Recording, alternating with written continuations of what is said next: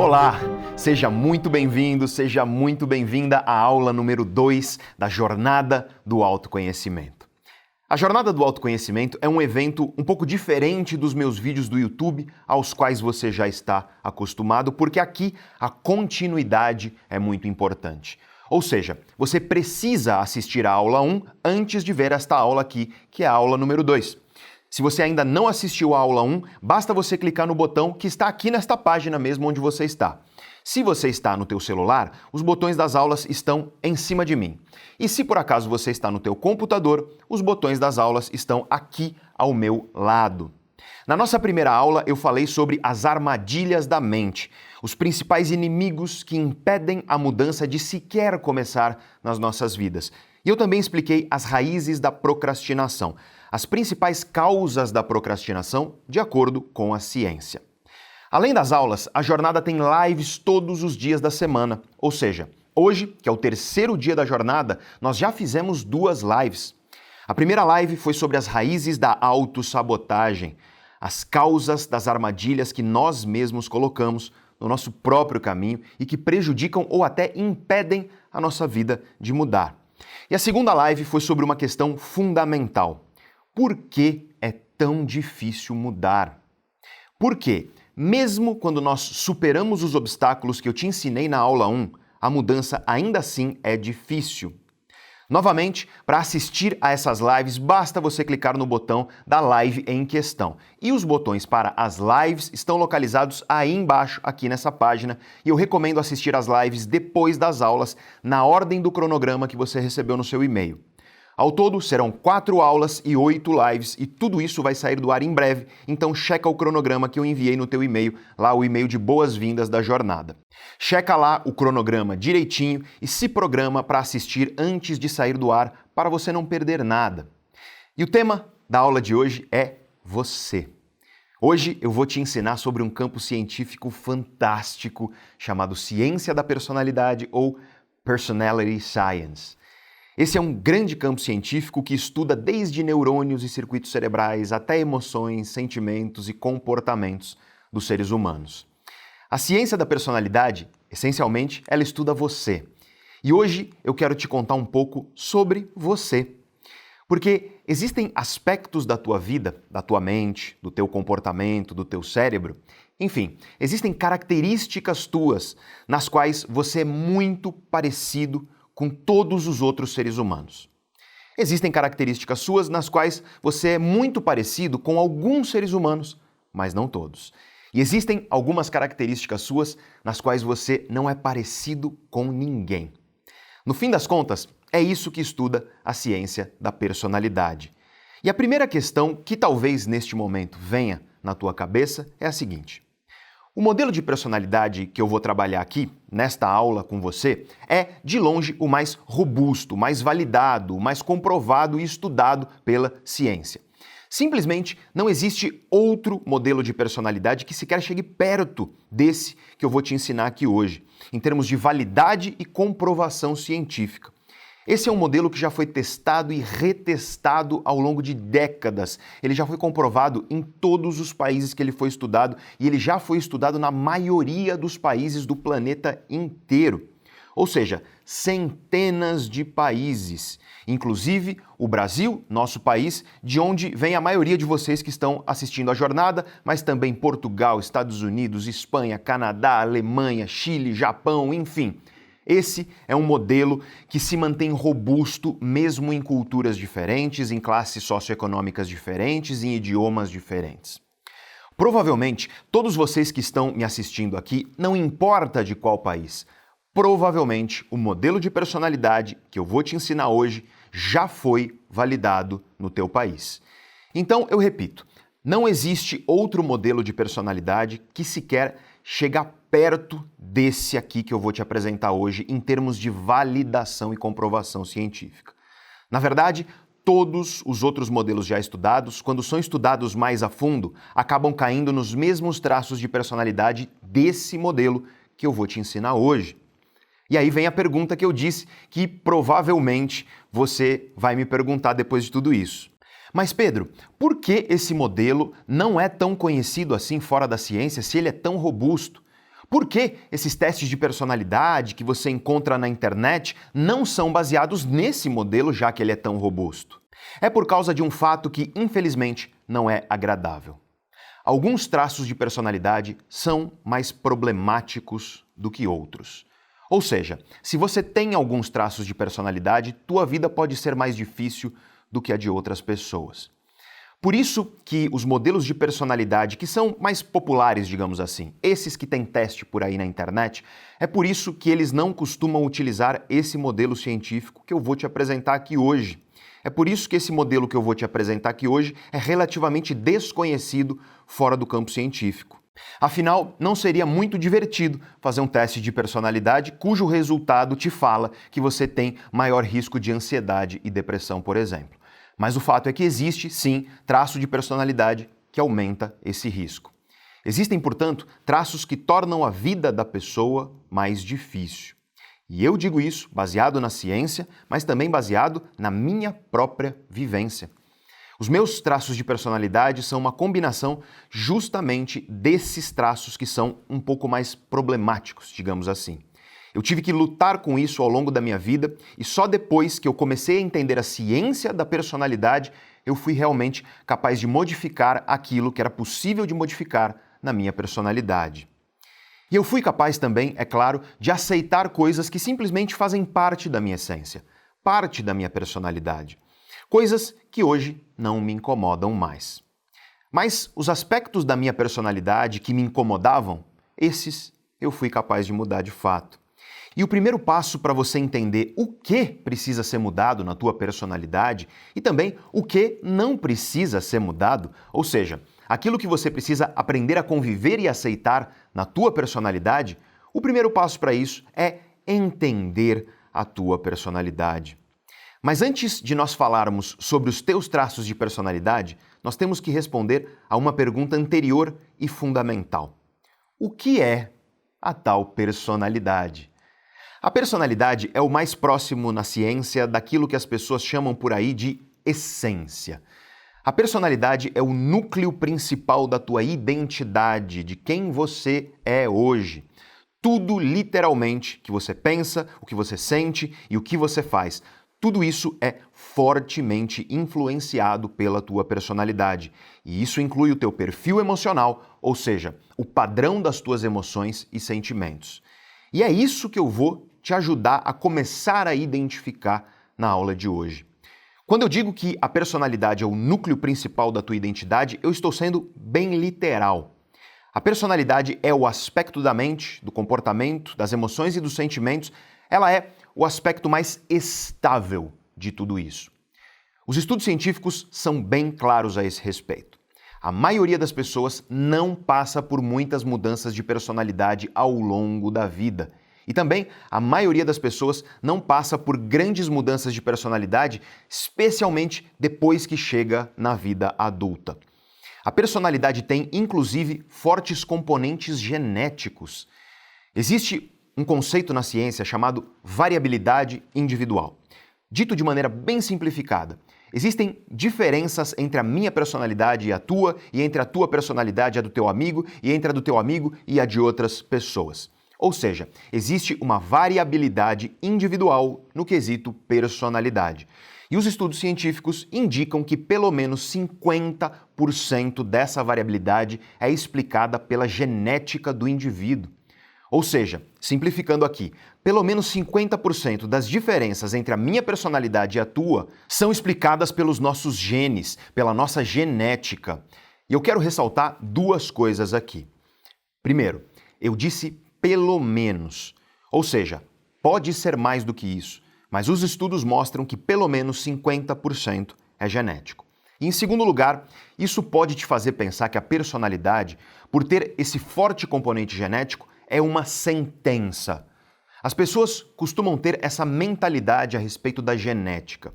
As pessoas costumam achar que a genética é uma sentença, que se você tem um componente genético para algo, é porque você está condenado àquilo, seja isso algo bom ou algo ruim.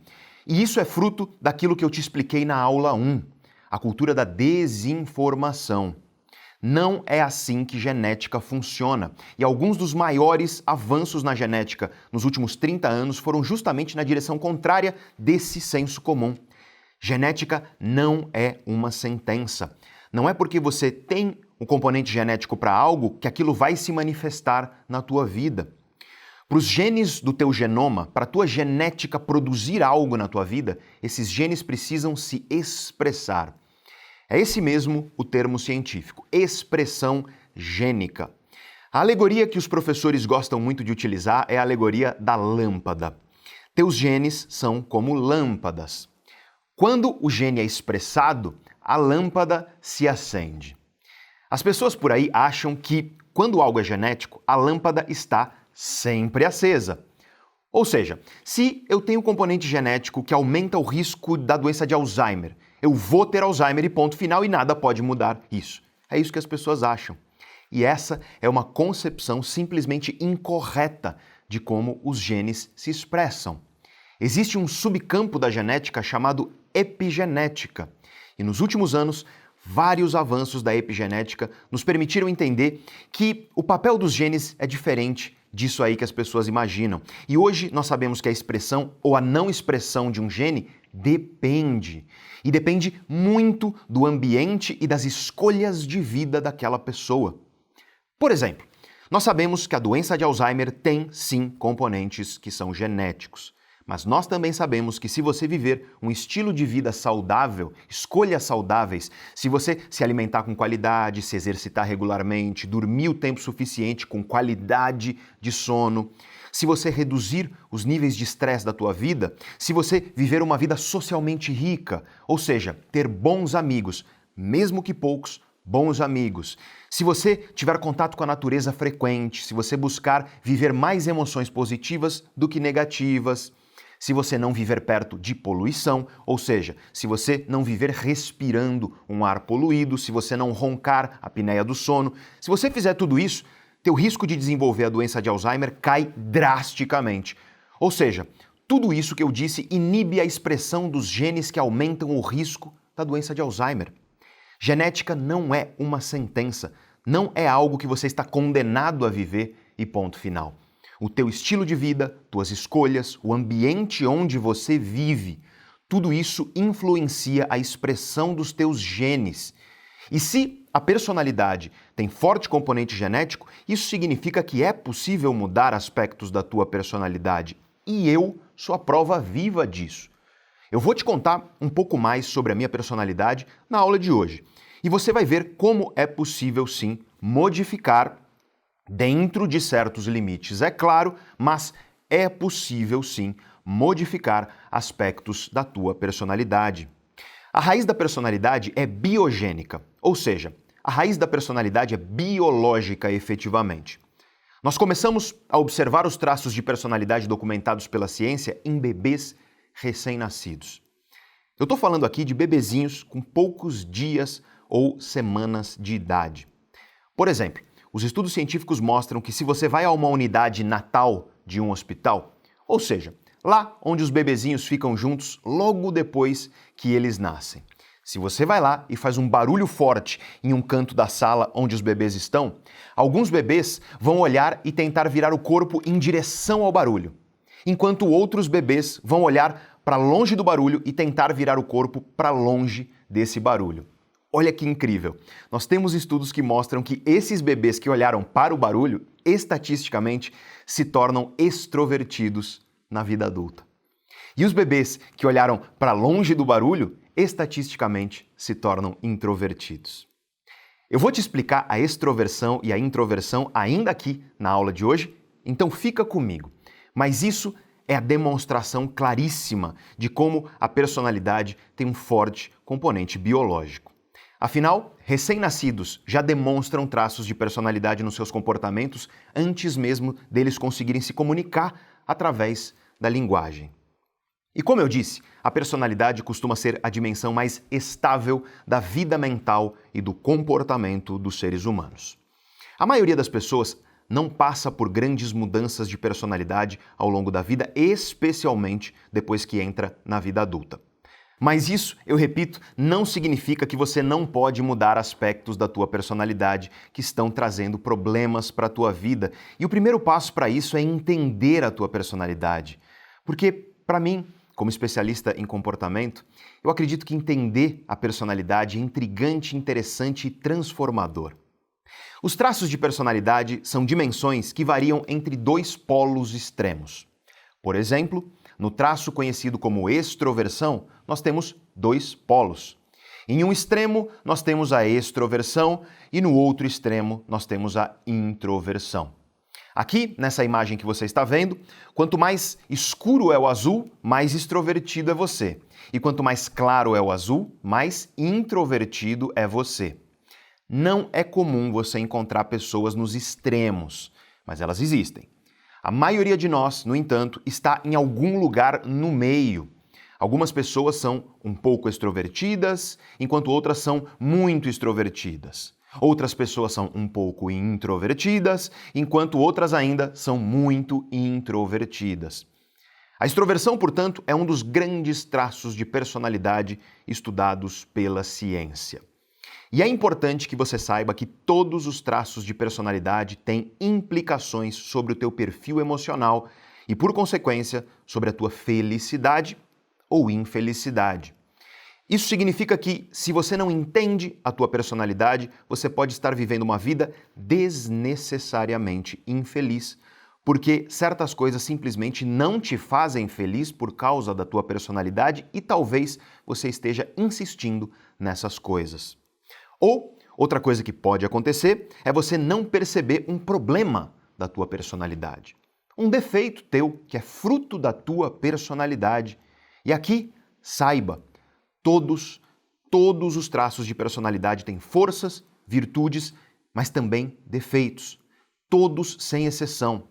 Existem defeitos que são estatisticamente típicos nos introvertidos, enquanto existem defeitos que são estatisticamente típicos nos extrovertidos.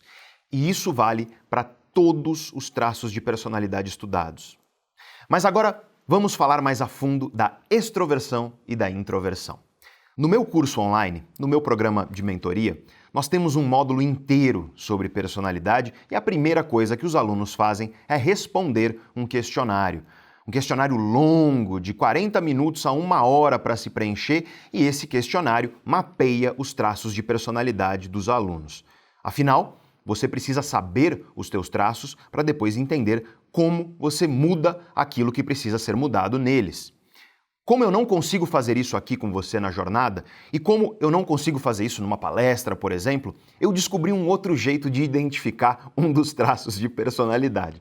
Quem me ensinou isso foi o grande professor Brian Little, que dava aula de psicologia da personalidade na Universidade de Harvard.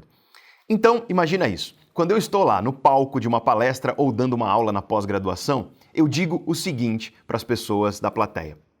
Existe um fato sobre o ser humano. É literalmente impossível que um ser humano consiga lamber a ponta do cotovelo. E aí é batata. Algumas pessoas na plateia imediatamente tentam lamber o próprio cotovelo. Só que geralmente não dá. E quando elas não conseguem, elas vão tentar lamber o cotovelo do cara que está do lado para provar que isso é possível. Essas pessoas geralmente são os extrovertidos. Eles estão lá no meio de pessoas desconhecidas e eles não ligam. Eles tentam lamber o cotovelo, o próprio cotovelo e até o do outro. E eu não sei onde você está agora, mas se você está em público, no meio de pessoas estranhas e você tentou lamber o seu cotovelo, talvez você esteja mais para extroversão do que para introversão. E eu preciso fazer um adendo importante aqui. Eu vou usar os termos de maneira simplificada ao longo da aula de hoje. Eu vou falar, por exemplo, um extrovertido, um introvertido, um neurótico. Mas, na verdade, o jeito certo de se falar isso, cientificamente, o jeito correto é uma pessoa que tem um alto grau de extroversão ou uma pessoa que tem um alto grau de introversão. Ou então, uma pessoa que tem um elevado grau de neuroticismo. Mas aqui eu vou usar os termos simplificados. Extrovertido, introvertido, neurótico e por aí vai. Mas saiba que o que eu estou dizendo quando eu usar esses termos não é que existem categorias fixas da personalidade.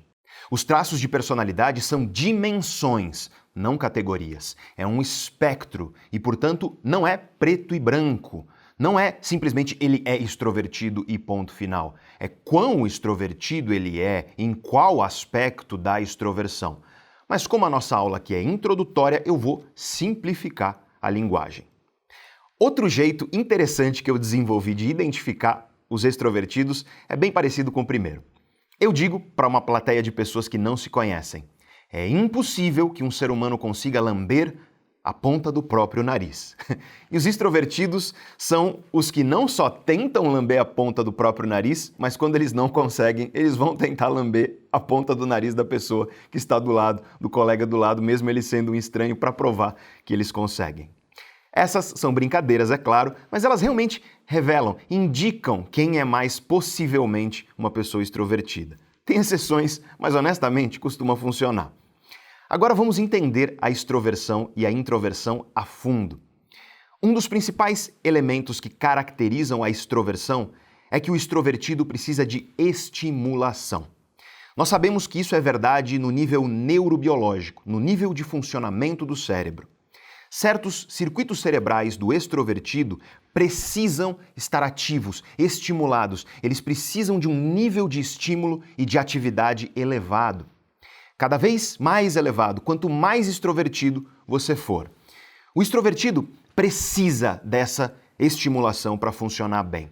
E essa estimulação pode vir de diversas fontes diferentes, mas existe algo que é particularmente estimulante para o cérebro do extrovertido: pessoas. O extrovertido recarrega suas baterias quando ele está em um ambiente estimulante, tal como uma festa, um evento social, lugares com música alta, cheios de gente desconhecida.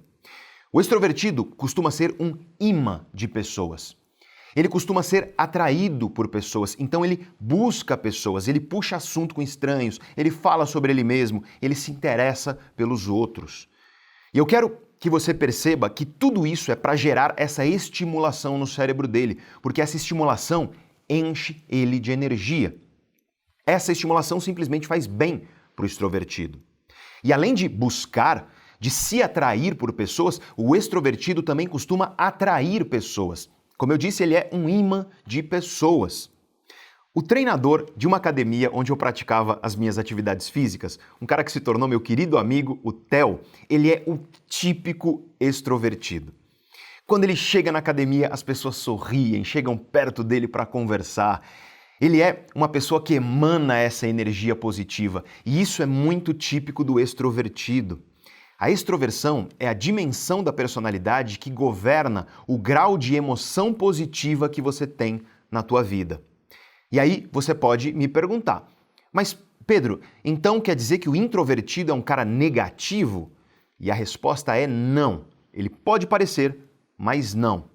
O introvertido é apenas uma pessoa com menor grau de emoção positiva predominante na vida. E aqui eu preciso explicar o que significa uma emoção negativa e uma emoção positiva, porque é bem simples. A emoção é chamada de positiva quando ela te leva a se aproximar das coisas. A emoção é chamada de negativa quando ela te leva a se afastar das coisas. Então, por exemplo, o prazer é uma emoção positiva, porque ele te leva a se aproximar das coisas que te dão prazer, enquanto o medo é uma emoção negativa, porque ele te leva a querer se afastar daquilo que te causa medo. O extrovertido, devido a esse nível de estimulação maior que ele precisa para funcionar bem, ele costuma ser uma pessoa com muita emoção positiva. Uma pessoa que se aproxima das coisas, que se aproxima das pessoas, que se aproxima dos eventos. E aí, quanto mais estimulante, melhor e mais ele se aproxima. E eles acabam sendo pessoas que atraem outras pessoas também, porque eles acabam emanando essa emoção positiva e os outros percebem. E o meu amigo Theo é exatamente assim. Ele chegava na academia e todo mundo sorria e ia lá cumprimentar ele. Ele é um cara muito querido que sempre se aproxima das pessoas. E como ele se tornou meu amigo, eu descobri que no tempo livre dele, ele faz o que os extrovertidos gostam de fazer. Ele gosta de ir para festa, para baladas, como se diz aqui no Brasil, as casas noturnas com música alta, cheias de gente e por aí vai. Ele gosta de conhecer gente diferente, de ver gente, como se costuma dizer por aí. Ele não tem vergonha de se expor, de falar as coisas. Mas e o introvertido? A palavra que melhor define o introvertido é quieto. O introvertido é na dele. Ele prefere ficar quieto, tranquilo, sem chamar a atenção. E o cérebro do introvertido funciona de um jeito quase oposto do cérebro do extrovertido. O introvertido recarrega as baterias quando ele reduz a quantidade de estímulos no cérebro dele. Ou seja, enquanto o extrovertido busca aumentar os estímulos que estão causando aquela excitabilidade nos circuitos cerebrais do cérebro dele, o introvertido busca reduzir esses estímulos. E como eu te disse anteriormente, um dos estímulos que mais produz essa excitação dos circuitos cerebrais é justamente o contato com pessoas. Então, o introvertido costuma evitar contato com muita gente. O introvertido tem amigos, sim, ele tem pessoas que ele ama, mas ele tende a preferir situações com menos gente. Então, em vez de uma festa cheia de gente, o introvertido costuma preferir um jantar com poucos e bons amigos, por exemplo. E às vezes, o introvertido topa um evento mais estimulante, uma festa, um show, um lugar com bastante gente estranha. Mas quando o introvertido passa por esse tipo de evento, em vez de encher ele de energia, isso costuma drenar a energia dele. Isso não significa que ele não gostou da festa ou do show, ele pode ter gostado muito, mas significa que o introvertido, depois de eventos que são muito estimulantes, como por exemplo, eventos cheios de gente desconhecida, depois de eventos muito estimulantes, o introvertido precisa ficar um tempo quieto, na dele, tranquilo. Muitas vezes ele prefere ficar sozinho por um tempo, porque lá, na quietude, na tranquilidade, na solitude, na presença dele mesmo, o introvertido recarrega as suas energias. Esse é o ponto-chave que diferencia o extrovertido do introvertido. Enquanto os estímulos recarregam as energias do extrovertido, esses mesmos estímulos drenam a energia do introvertido. O introvertido não é uma pessoa negativa necessariamente. E às vezes as pessoas interpretam errado e acham que ele é antissocial, por exemplo. Mas muitas vezes não é isso. Ele só precisa reduzir os estímulos para ficar bem. E o contato com pessoas é um estímulo muito poderoso para o nosso cérebro. Aliás, vale dizer que essa questão dos estímulos vale inclusive para o que a pessoa prefere ingerir. Estou falando de substâncias, alimentos que a pessoa prefere ingerir. Cafeína, por exemplo, funciona muito melhor com os extrovertidos.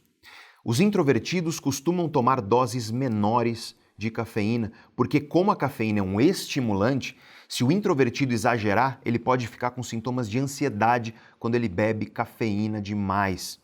Aliás, uma coisa que eu costumo dizer para os introvertidos, e digo então para vocês introvertidos aí, se você está se sentindo ansioso ao longo do dia, experimenta ver se você não está exagerando na cafeína, porque tua ansiedade pode ser simplesmente uma hiperestimulação do teu cérebro, e essa estimulação te faz mal como um introvertido. E eu digo mais, se você é introvertido e você está com problemas de sono, dormindo mal, experimenta parar de tomar cafeína mais cedo ao longo do dia. Não toma cafeína depois do meio-dia ou 11 horas da manhã, por exemplo. E é bem provável que o teu sono melhore se você fizer isso. Mas para o extrovertido, a cafeína é bem mais interessante, porque ela é estimulante e, portanto, ela entrega justamente aquilo que ele precisa. Outro exemplo interessante é em relação ao álcool.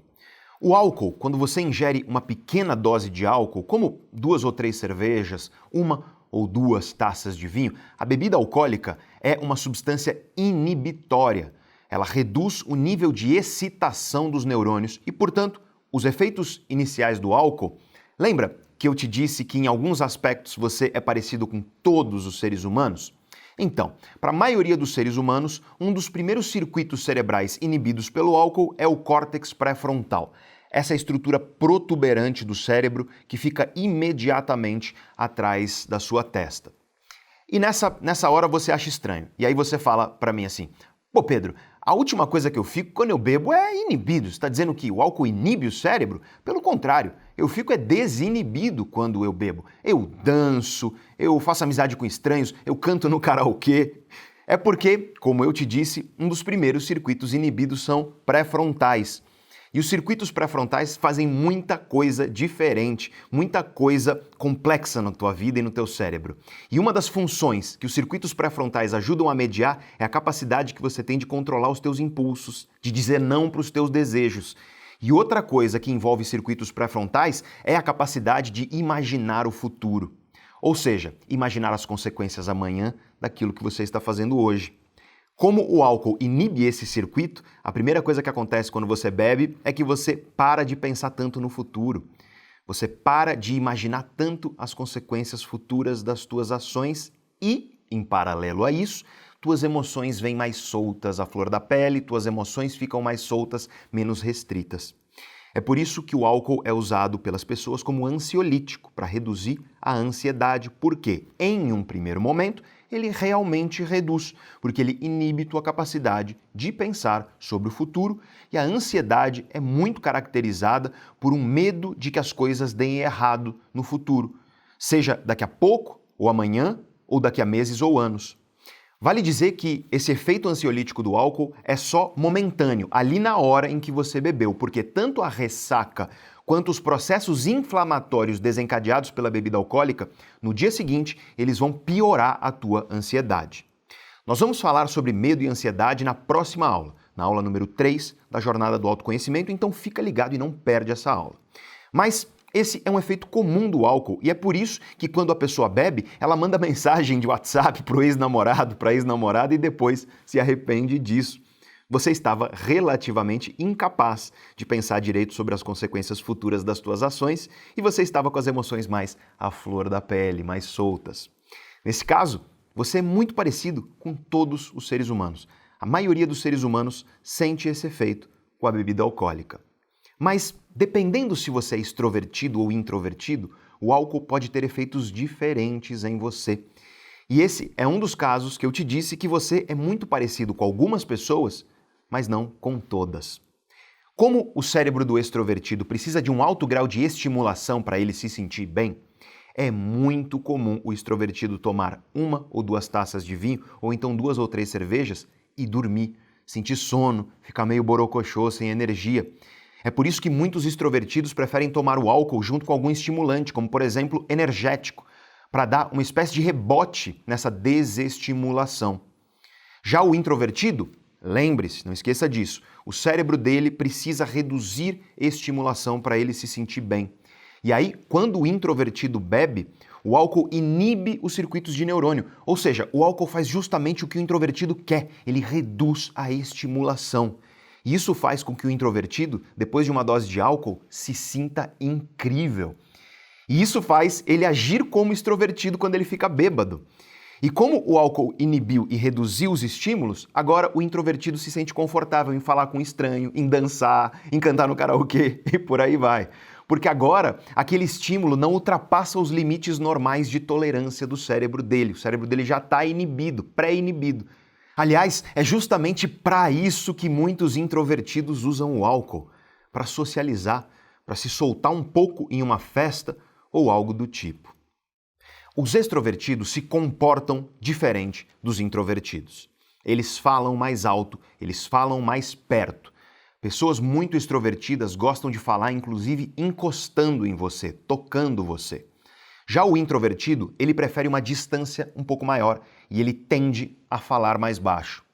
Aliás, deixa eu te contar um fato interessante sobre a sexualidade dos introvertidos e dos extrovertidos. Como você deve imaginar, existem diferenças no comportamento sexual do introvertido e do extrovertido. Então, deixa eu te contar alguns números muito interessantes. Quantas relações sexuais, quantos coitos você acha que um introvertido tem por mês, em média, é claro? Conta aí, imagina. E eu te digo porque existem estudos sobre isso. A resposta é 3. E os homens extrovertidos? Mais ou menos do que isso? Imagina aí. Tenta usar tudo que eu te falei até agora sobre estimulação para embasar essa tua resposta aí na tua cabeça. E se você entendeu tudo que eu disse até aqui, você sabe que a resposta é mais. Mas quão mais? 5,5 vezes em média, quase o dobro da média do homem introvertido. E as mulheres introvertidas? Quantos coitos elas têm por mês? Em média, 3,1, muito parecido com os homens introvertidos. E as mulheres extrovertidas? As mulheres extrovertidas costumam ser as que têm o maior ímpeto sexual da humanidade. Quantos coitos, em média, elas têm por mês? Tenta imaginar. 7,5. E como diz o professor Brian Little, que eu te apresentei no início, as mulheres extrovertidas, elas não só aguentam todos os extrovertidos, mas sobra energia para elas darem conta de alguns introvertidos também. Enfim, brincadeiras à parte, você que é introvertido pode estar chateado, bravo comigo, por causa desses números. Mas aqui eu quero ressaltar um aspecto importante sobre a extroversão e a introversão. Muitas vezes, aquilo que o extrovertido costuma buscar na quantidade, o introvertido prefere focar na qualidade. E talvez isso se aplique aqui. Eu não sei essa resposta e mesmo se eu soubesse eu não falaria porque eu não quero deixar ninguém bravo comigo na aula de hoje, então eu deixo para você imaginar. Mas essa questão comportamental da extroversão e da introversão é muito interessante. Uns tempos atrás, eu fui no chá de bebê da Cecília, a filha do meu querido amigo Fabiano, que você conheceu na aula 1 da jornada. E lá eu encontrei um amigo comum nosso, o João. E olha, o João é um típico extrovertido. Ele fala alto, ele emana positividade, ele gosta de falar próximo, ele adora pessoas, ele adora estar rodeado de pessoas e ele é o típico imã de pessoas que eu falei antes para você. Eu adoro o João e nós nos encontramos no meio do salão de festas desse chá de bebê e começamos a conversar. E aí eu te pergunto, você que me conhece há muito tempo, que me acompanha na internet há anos, você acha que eu sou uma pessoa extrovertida ou uma pessoa introvertida? E muita gente acredita que eu sou um extrovertido. Afinal, eu falo em público, eu dou palestras para milhares de pessoas na plateia, eu já trabalhei em programa ao vivo na maior emissora de televisão do país, eu falo para milhões de pessoas no YouTube, estou falando com um monte de gente aí, então, devido a isso, as pessoas acham que eu sou um extrovertido. Mas eu não sou. Em geral, eu sou uma pessoa introvertida. E eu já vou te contar melhor a minha história, mas eis que eu estava lá no chá de bebê, no meio do salão, cheio de gente ao redor, muita gente que eu não conhecia. Como bom introvertido, aquilo é estímulo demais para mim. Mas, repito, eu adoro o João, eu não via ele faz muito tempo, e nós começamos a conversar. E aí o João disse, ô Pedro, quer uma bebida? E aí eu falei, eu aceito uma taça de vinho. E nós ficamos lá conversando no meio do salão de festas. Mas essa conversa foi muito engraçada, porque ela foi engraçada devido à nossa linguagem corporal.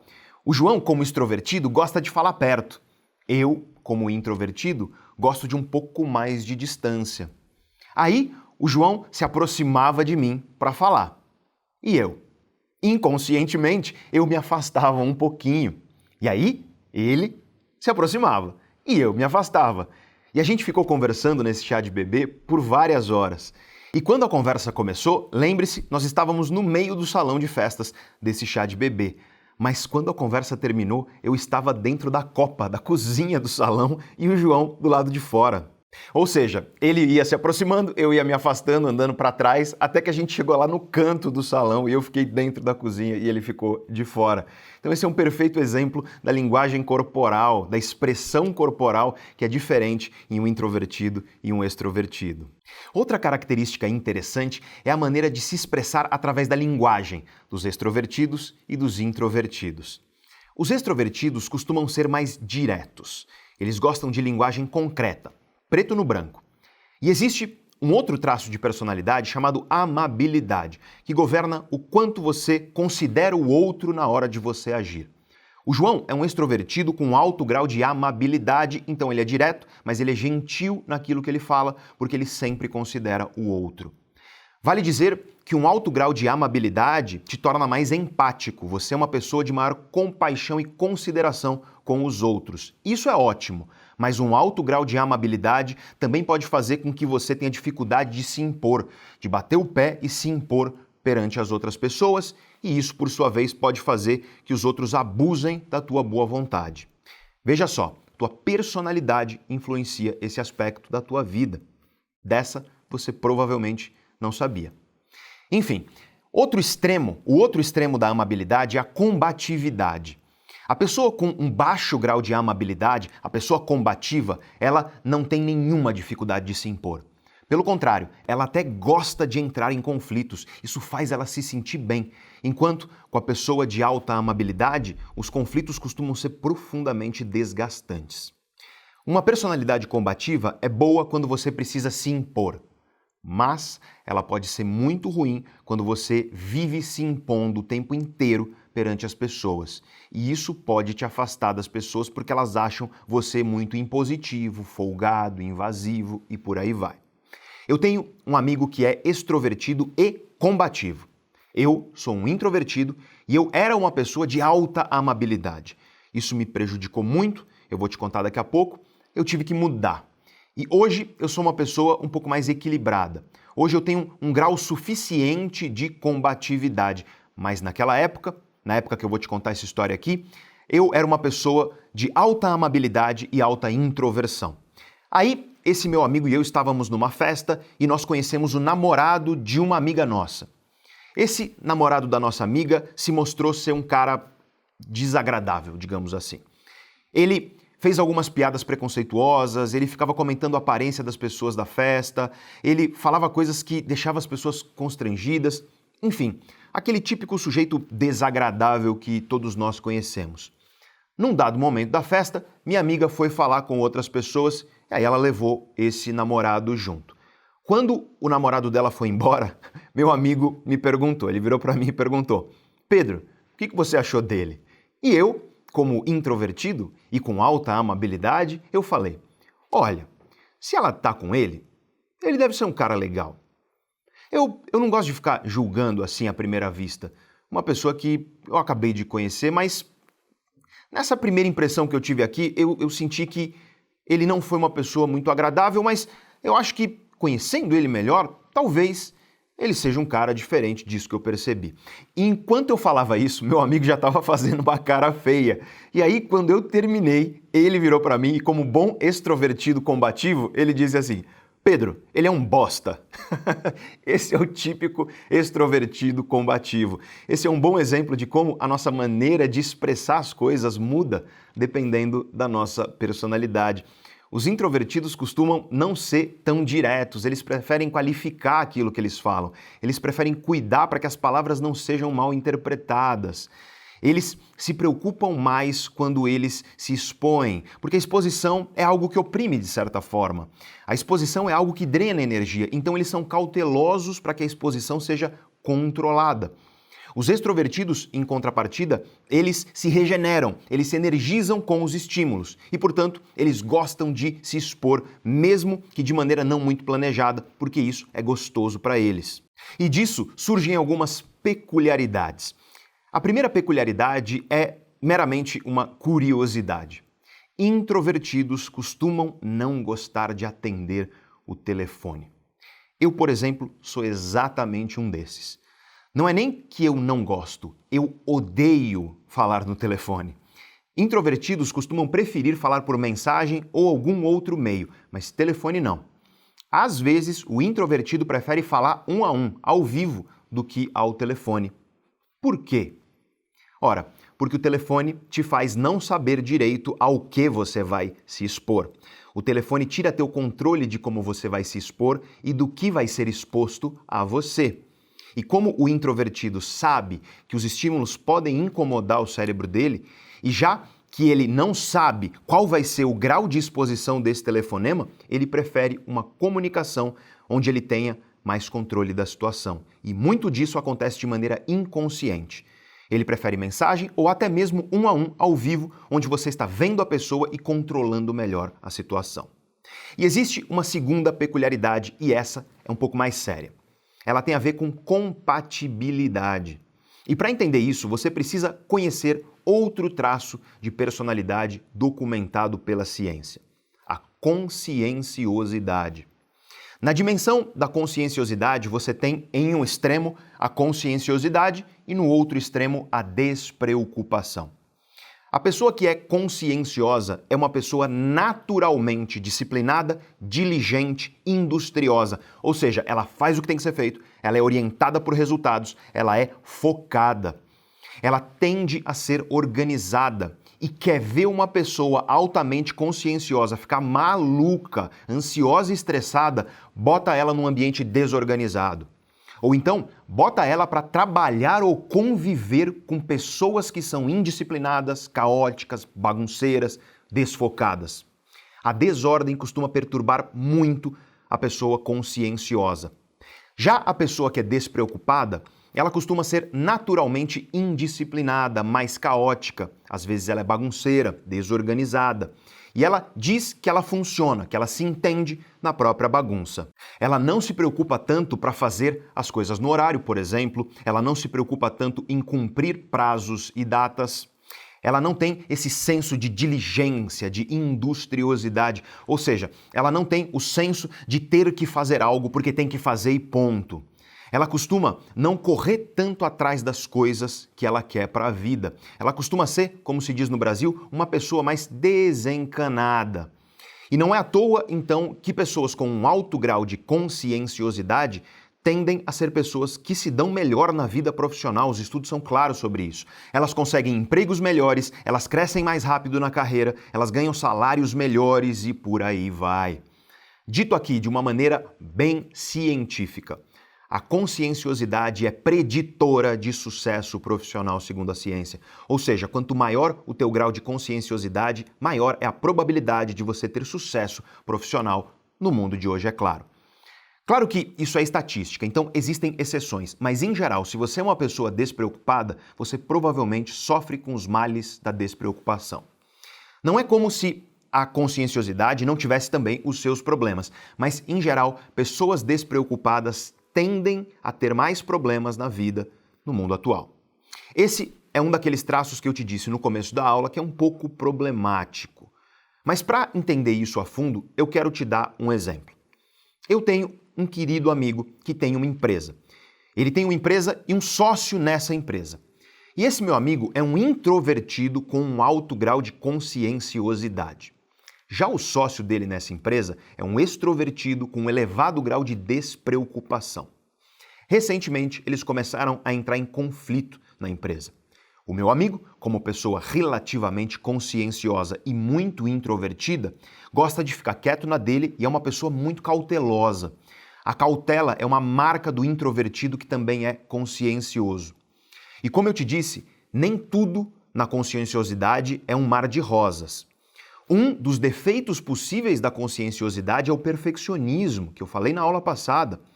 Como a pessoa introvertida e conscienciosa é muito organizada, muito cautelosa, muito preocupada em fazer tudo o que tem que ser feito do melhor jeito possível, uma pessoa muito atenta aos detalhes para fazer direito aquilo que está sendo feito. Devido a tudo isso, ela pode cair na armadilha do perfeccionismo e, como eu te expliquei na aula 1, a aula passada da jornada, o perfeccionismo pode causar a procrastinação porque ele te paralisa. Você fica tentando fazer o que você está fazendo lá com perfeição, de acordo com um ideal inatingível, e aí você não tira nada do papel. Isso pode fazer com que essa pessoa sofra com ansiedade, por exemplo. Aliás, é bastante comum a pessoa conscienciosa viver ansiosa, porque ela é muito diligente, ela faz tudo o que tem que ser feito, ela é muito organizada, mas quando as pessoas ao redor não são assim, quando as pessoas ao redor são despreocupadas, a pessoa conscienciosa fica muito estressada. Especialmente se ela depender desses despreocupados, depender profissionalmente, por exemplo. É muito comum conflito profissional ou amoroso entre uma pessoa conscienciosa e outra despreocupada. O sócio desse meu amigo, como eu te expliquei, é um extrovertido despreocupado. E se existe uma marca do extrovertido despreocupado é a impulsividade. O extrovertido despreocupado tende a ser impulsivo. Ele age na empolgação, de acordo com o que dá vontade de fazer na hora. Ele não pensa muito, ele não se preocupa muito, ele simplesmente faz. E isso criou um enorme conflito entre esse meu amigo e o sócio dele. Meu amigo, afinal, é extremamente cauteloso. Pensa muito antes de fazer as coisas, pensa até demais, porque ele sofre com o perfeccionismo paralisante que eu já te expliquei. Mas o sócio dele é desencanado, despreocupado e, por isso, impulsivo. Ou seja, o sócio começa projeto sem avisar meu amigo, publica coisa na internet, nas redes sociais da empresa, anunciando produtos novos ou serviços novos sem antes alinhar isso com o meu amigo. Ou seja, ele é aquela pessoa que dá na telha, ele vai e faz. E isso deixa o meu amigo enfurecido, porque ele é muito cauteloso, meu amigo. E para piorar, o sócio dele não cumpre prazo, atrasa, entrega as coisas pela metade e precisa refazer depois. Enfim, os dois começaram a entrar em muitos conflitos por causa dessas incompatibilidades de personalidade. E você pode pensar aí, bom, teu amigo é um perfeccionista, então ele fica procrastinando, ele demora para tirar as coisas do papel porque ele fica esperando tudo ficar perfeito. Então, pelo menos o sócio dele equilibra isso aí. O sócio é impulsivo, então ele vai lá e faz. Mas, se você me disser isso, é porque você não lembra da nossa primeira aula da jornada do autoconhecimento. Porque a impulsividade, você sabe, eu falei nessa aula, é outra causa da procrastinação. A pessoa impulsiva faz o que dá na telha quando dá vontade. Ela age por impulso, por empolgação. Mas a empolgação acaba, ela sempre acaba, e aí o impulsivo para de fazer aquilo e vai buscar outra coisa que traga aquela empolgação de volta. É por isso que despreocupação multiplicada pela extroversão costuma fazer com que a pessoa seja impulsiva. O extrovertido vive buscando estimulação, então ele fica entediado com as coisas e aí ele vai buscar algo mais interessante. Ou seja, esse sócio do meu amigo também é um procrastinador, mas ele procrastina diferente. Enquanto o meu amigo procrastina porque quer tudo perfeitinho, e aí ele não tira nada do papel devido a esse perfeccionismo paralisante, o sócio dele procrastina porque ele é impulsivo, faz o que dá na telha quando ele está empolgado e quando a chama da empolgação se apaga, ele para de se dedicar àquilo e começa a fazer outra coisa para buscar a empolgação novamente. E sabe qual foi o resultado disso? Como os dois sócios eram procrastinadores por motivos diferentes e como eles estavam em conflito o tempo inteiro, a empresa estava com um monte de projetos parados. Projetos ótimos que não saíam do lugar justamente por causa desses conflitos. Aí eles me chamaram. Nós aplicamos um instrumento para avaliar os traços de personalidade deles. O resultado, como você já sabe, foi esse que eu te expliquei agora. E depois de ver o resultado, a minha recomendação para os dois foi a seguinte. Para o meu amigo, ele tem que atacar o perfeccionismo. Eu disse mais ou menos assim para ele. Você vai, durante os próximos dias, da próxima semana, focar em vencer esse perfeccionismo. Quando você sentir que você está deixando de fazer algo porque você quer que fique perfeito, do jeito ideal, do jeitinho certinho que você quer, nesses momentos você vai chamar teu sócio e ele vai decidir se aquele projeto vai ser entregue daquele jeito ou se ainda precisa ser retrabalhado. Ou seja, eu orientei ele a usar a despreocupação e a impulsividade do sócio para combater aquele perfeccionismo paralisante. E para o sócio dele, eu sentei com ele e eu disse mais ou menos assim. Você precisa exercitar conscienciosidade. Você precisa reduzir os males que essa despreocupação está te causando e o teu foco deve ser em fazer o que tem que ser feito mesmo quando você não estiver motivado, empolgado. Ou seja, o foco é parar de depender da empolgação e da motivação. E quando você sentir que está procrastinando ou perdendo o foco porque aquilo não está te empolgando mais, você chama teu sócio, que é o meu amigo aqui no caso. Você chama teu sócio e pede para ele uma orientação sobre qual ação você tem que adotar para dar continuidade efetiva àquele projeto. E seja qual for o plano de ação que ele colocar para você, você vai fazer. Não importa se você está desmotivado, sem empolgação, sem vontade, você vai parar tudo, desligar tudo, deixar teu celular longe de você e simplesmente fazer o que tem que ser feito. Se por acaso você ficar se sentindo um pouco mal de ficar tanto tempo sem estímulos, dá uma volta na rua, vai na padaria, porque entrar em um lugar que tem muita gente vai te fazer bem, vai dar uma reenergizada. E aí você volta depois disso para trabalhar depois. Você vai fazer isso todos os dias durante a próxima semana. Daí, Uma semana depois, eu me reuni com eles. E os resultados foram impressionantes em uma semana. Vários projetos que estavam lá parados ou engavetados já tinham começado a sair do lugar. Mas o primeiro passo, antes de dar essas orientações a eles, foi explicar. Eu expliquei como era a personalidade de cada um, porque isso, no fim das contas, define muito do teu perfil emocional. A pessoa conscienciosa fica ansiosa, ela sente algo ruim quando algo é feito pela metade, quando algo não está em um ambiente organizado, quando algo está desorganizado, ou quando ela depende ou convive com pessoas que são indisciplinadas. Isso faz mal para a pessoa conscienciosa, ela detesta a bagunça, detesta a desordem, falta de foco, indisciplina. A pessoa conscienciosa costuma achar que o despreocupado é um desleixado, uma pessoa que não liga para nada, e isso não é bem verdade. Porque, por outro lado, a pessoa despreocupada, ela se sente mal também, só que é com organização demais, com rotina demais, com disciplina demais. Ela se sente oprimida, ela sente ansiedade e angústia quando ela sente que a vida dela está sendo regrada demais.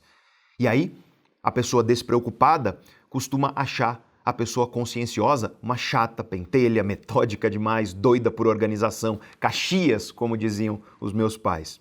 Não sei se você está percebendo, mas o perfil emocional, a ansiedade que você sente, o que te causa ansiedade, o que te incomoda nas coisas e nas pessoas ao redor, isso é fortemente influenciado pelos teus traços de personalidade. Aqueles de vocês que são mais conscienciosos, muitas vezes vocês falam que tem TOC, transtorno obsessivo-compulsivo com organização, porque você gosta de ordem, das coisas ordenadas, organizadas.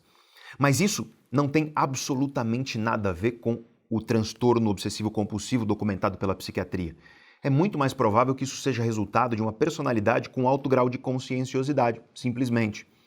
Mas depois que eu expliquei para o meu amigo e para o sócio dele como funciona a personalidade de cada um, eles começaram, inclusive, a se respeitar e a se relacionar melhor. O sócio dele, que é extrovertido e impulsivo, achava que o meu amigo não era protagonista, não tomava a frente das coisas, que ele era meio bundão, como se diz por aí. E, de fato, uma pessoa introvertida pode parecer assim, porque ela é uma pessoa mais cautelosa. Mas quando o sócio do meu amigo compreendeu a introversão dele, ele parou de julgar o comportamento do meu amigo como falta de protagonismo e começou a valorizar o fato dele ser cauteloso e começou inclusive a consultar o meu amigo antes de fazer aquelas coisas que davam na telha dele.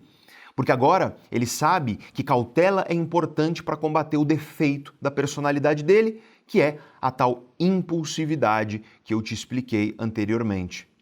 Mas, como eu já te disse, por mais que a pessoa conscienciosa possa ser perfeccionista, por mais que ela possa ser ansiosa, em geral, a conscienciosidade te traz menos problemas do que a despreocupação. Menos problemas para a tua vida, porque pessoas despreocupadas muitas vezes deixam as coisas para a última hora e isso gera uma baita ansiedade, um baita estresse. Além disso, quando você age de maneira muito impulsiva, quando você faz o que dá na telha, quando você fura prazos e compromissos, quando você vive desorganizado, sem disciplina, sem foco. Aliás, quando você vive num ambiente bagunçado, bagunça ao teu redor, isso afeta negativamente a tua mente. Cedo ou tarde, isso vai prejudicar a tua vida ou tua carreira. E eu digo isso por experiência pessoal. Eu era uma pessoa extremamente despreocupada e eu precisei mudar para me tornar quem eu sou hoje. Mas antes de eu te contar um pouco mais a respeito da minha história, da minha personalidade, eu quero falar de outro traço de personalidade muito importante, o neuroticismo. O neuroticismo é uma dimensão da personalidade que, em um extremo, tem a estabilidade emocional e, no outro extremo, o neuroticismo justamente. Essa é a dimensão da personalidade que governa quão estável emocionalmente você é, quão bem você lida com as coisas ruins que acontecem na tua vida, o quanto você é impactado por eventos ruins, eventos negativos, o quanto você presta atenção, o quanto você espera coisas ruins comparado a coisas boas, o quanto você vive antenado às ameaças ao teu redor. Enquanto a extroversão é a dimensão que governa quão positivas são as tuas emoções, o neuroticismo governa quão negativas são as tuas emoções. O introvertido é uma pessoa de baixa positividade afetiva, baixa positividade emocional. Isso não significa que ele é negativo. Isso apenas significa que o introvertido vive com uma menor intensidade de emoções positivas. Agora, o neuroticismo é diferente. A pessoa neurótica é uma pessoa na qual predominam afetos negativos. Não é à toa que pessoas neuróticas têm um risco muito maior de sofrer com depressão e com ansiedade, por exemplo. O cérebro das pessoas neuróticas tem os circuitos de alerta e de emoções negativas mais ativos. A pessoa neurótica é muito mais afetada pelo medo. Medo de que as coisas não deem certo, medo de que as coisas não ocorram como ela espera. O cérebro do neurótico é muito mais antenado às ameaças, aos problemas, dá mais foco a essas coisas. Isso significa que o foco da pessoa neurótica costuma ser aquilo que é ameaçador, aquilo que pode dar errado, aquilo que pode causar problemas. E do outro lado, nós temos a pessoa estável. Do outro lado dessa dimensão da personalidade, a pessoa estável que costuma não se abalar tanto com as coisas negativas. Ela tem um foco maior para as oportunidades, para as coisas positivas, para aquilo que pode acontecer de bom. E um foco, em geral, menor para os problemas, ameaças ou coisas negativas. A pessoa emocionalmente estável tem menos risco de depressão, de ansiedade, doenças cardiovasculares em geral e todo tipo de doença causada pelo estresse, como derrame cerebral até doença de Alzheimer. Então, definitivamente, quando o assunto é a tua vida individual, ser uma pessoa neurótica é menos agradável do que ser uma pessoa estável. E você pode me perguntar, Pedro, por que isso? Por que tem gente neurótica e gente estável se o neuroticismo faz mal para o indivíduo? Sim, o neuroticismo pode trazer problemas para a saúde do indivíduo. Mas sempre que nós falarmos de uma característica geral da humanidade, nós temos que pensar na sobrevivência dos nossos ancestrais. Se você vive em uma pequena tribo na savana africana 70 mil anos atrás, ter pessoas neuróticas no grupo é simplesmente essencial, porque elas estão mais ligadas no negativo, nas ameaças. Elas podem sinalizar o grupo de uma ameaça antes dela acontecer. Um dos maiores problemas das pessoas estáveis emocionalmente é justamente isso. Elas muitas vezes não antecipam um problema, uma ameaça. Elas são muito confiantes e muitas vezes elas não enxergam uma ameaça que o neurótico consegue enxergar com clareza.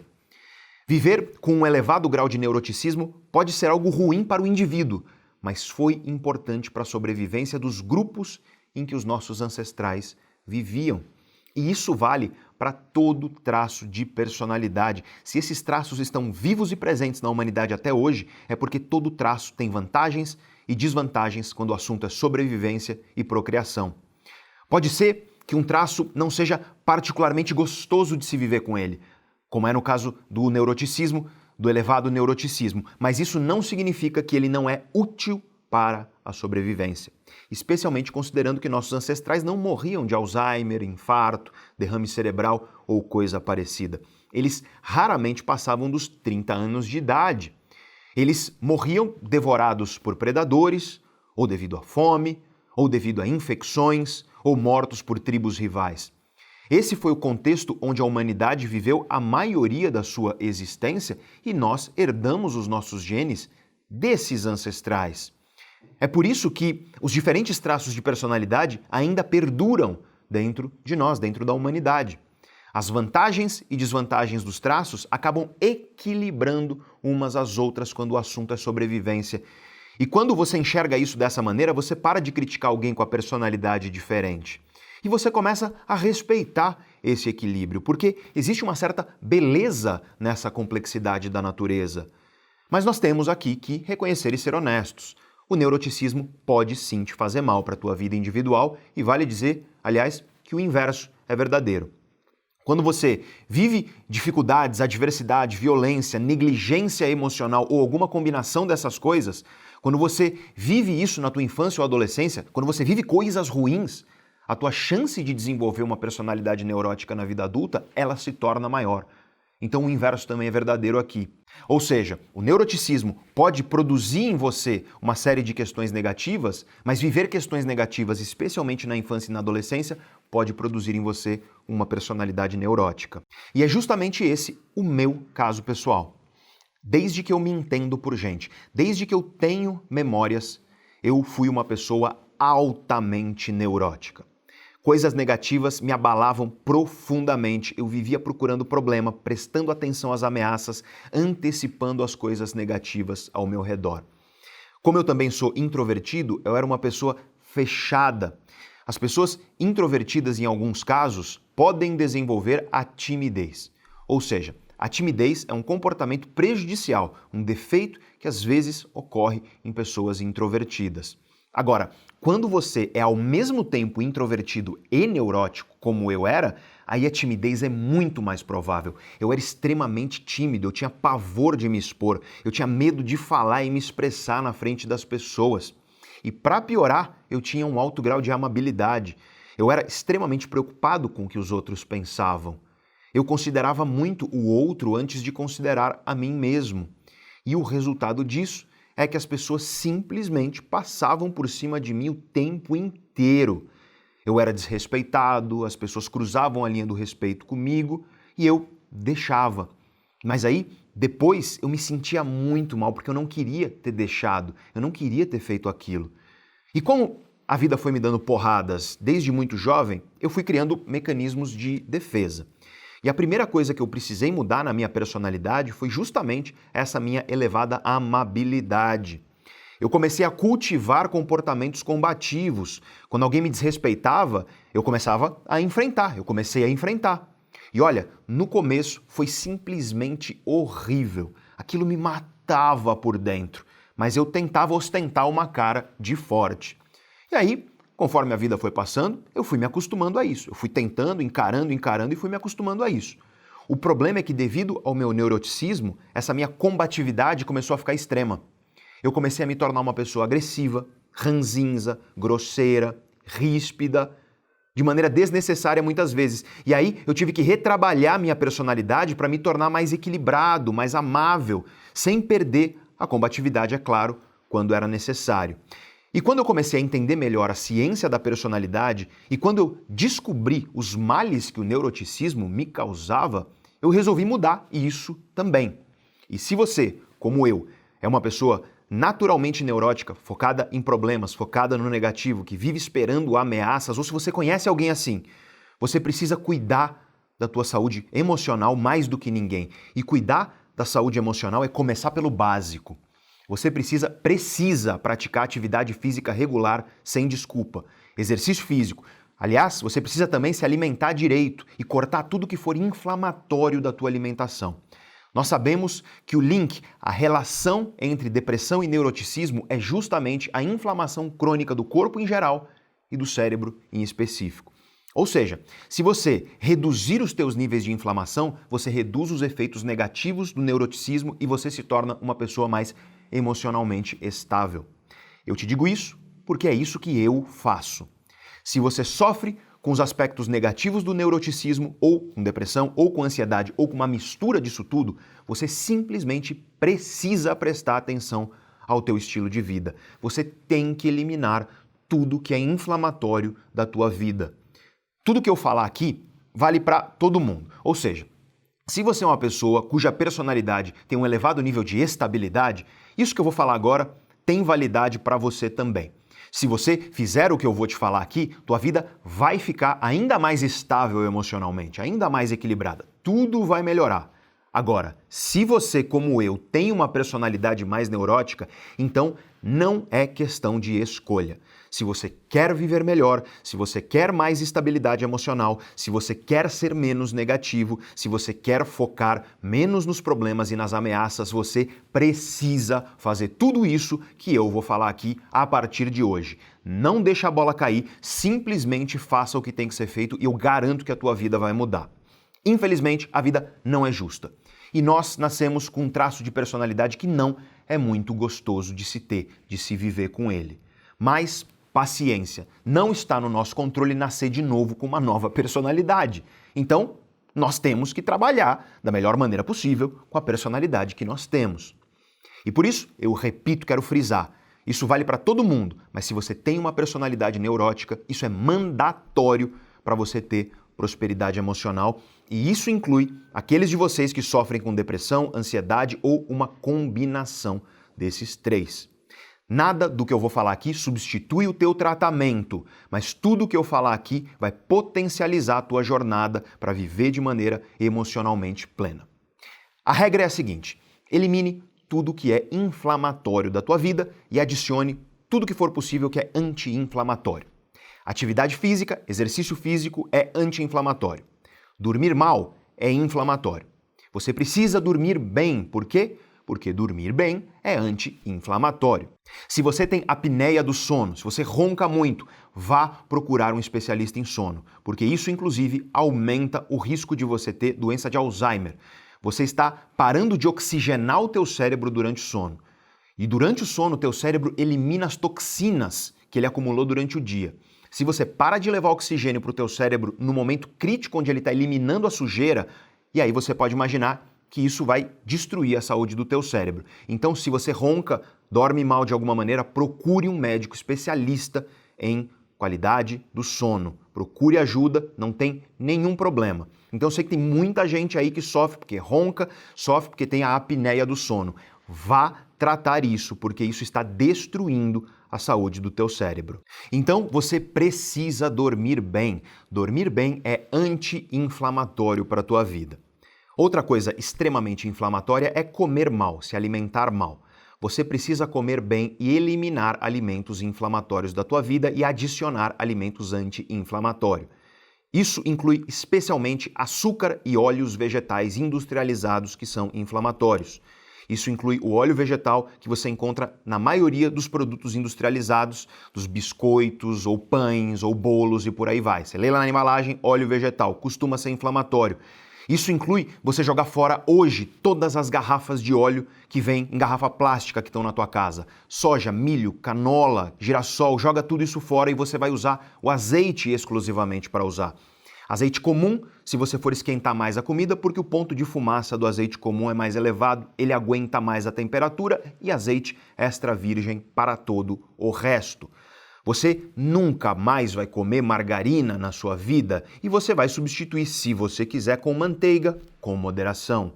Mas olha na embalagem para ver se tem gordura trans nessa manteiga. Se tiver, não compra de jeito nenhum. Existe um tipo de manteiga chamada manteiga clarificada, também conhecida como ghee, e ela é a que eu consumo. Ela é mais leve para digestão, mas ela é mais cara, então se você não tiver dinheiro, pode ir com a manteiga comum mesmo. Todos os dias, sem exceção, você vai comer vegetais verdes folhosos. O combo campeão é couve, espinafre e brócolis. Todos os dias você vai comer uma generosa porção de um ou mais desses vegetais e outros vegetais verdes folhosos, se você puder também, de folhas verdes e escuras.